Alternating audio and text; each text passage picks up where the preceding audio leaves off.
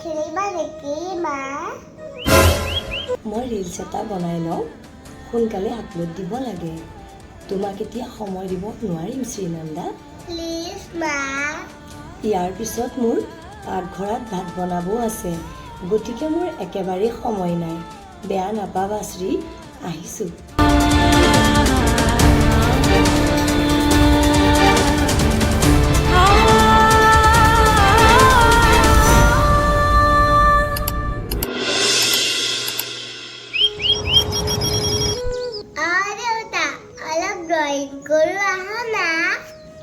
মই এতিয়া বিজি আছো শ্ৰীনন্দা।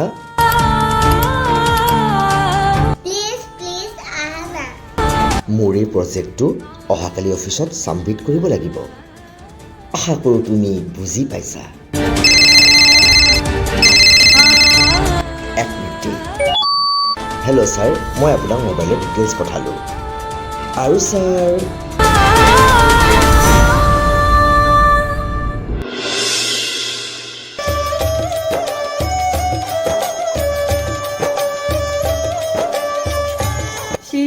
তুমি ইয়াত অকলে অকলে কি কৰি আছা? মই ঘৰত আছো নে বাহিৰত আছো আইমা, একো পাৰ্থক্যই পোৱা নাই। ইমান ডাঙৰ ডাঙৰ কথা ক'ব পৰা হ'ল মোৰ প্ৰয়োজনীয়ে।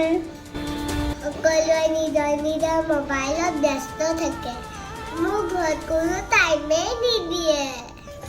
মই আছো নহয়, তুমি চিন্তাই নকৰিবা।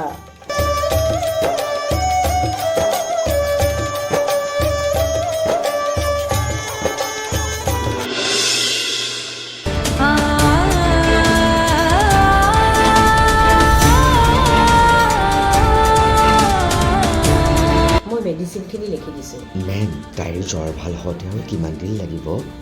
লগতে হেল্ডি ফুড খোৱালে সোনকালে ভাল পাব। টেক কেয়াৰ, আহিছোঁ। আমাৰ বহুত টেনশ্যন হৈ আছে।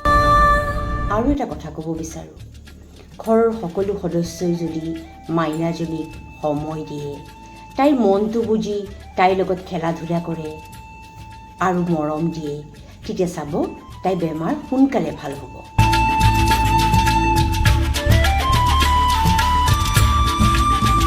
বুজিলা নহয় তোমালোকে এতিয়া?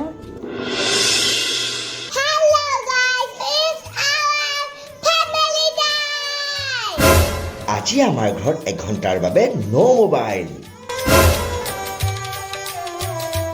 ঘৰৰ প্ৰতিজন সদস্যই মনৰ কথা পাতিম আৰু প্লেনিং কৰিম।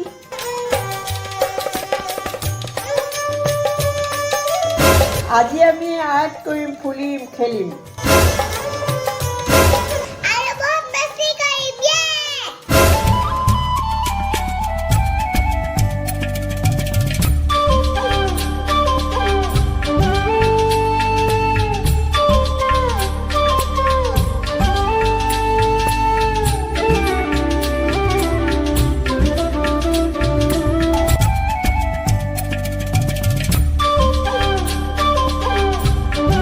এয়াহে আমাৰ আচল সুখ ন?